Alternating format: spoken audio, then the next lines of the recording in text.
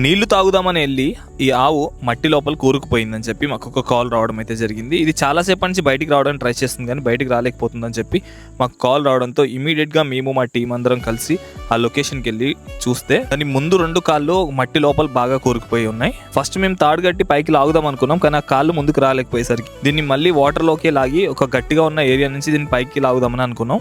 ఈ ఏరియా అంతా చాలా మెత్తగా ఉండడం వల్ల ఇది అక్కడి నుంచి బయటికి రాలేకపోయింది. దీన్ని తీయడానికి మాతో పాటు ఇక్కడ ఉన్న లోకల్స్ కూడా చాలా హెల్ప్ చేశారు.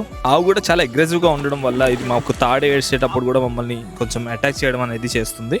ఫైనల్గా అయితే ఆవుని వాటర్లోకి అయితే లాగగలిగాం. లాగిన తర్వాత ఈ ఆవుని ఒక గట్టి ప్లేస్లోకి తీసుకెళ్ళి అక్కడి నుంచి పైకి లాగుదామని డిసైడ్ అయ్యాం. ఎందుకంటే ఇది ఎక్కడైతే పడిందో అక్కడ చాలా మెత్తగా ఉండడం వల్ల ఇది పైకి రాలేకపోతుంది. సో కొంచెం దీన్ని పక్కకు తీసుకొచ్చి అక్కడి నుంచి దీన్ని పైకి తీద్దామని డిసైడ్ అయ్యాం. ఫైనల్గా అండ్ సేఫ్గా ఈ ఆవుని చాలా సేపటి తర్వాత బయటికి తీయగలిగాం with the support of locals. Thank you for watching. Thank you. Donate us to save more animals. Thank you.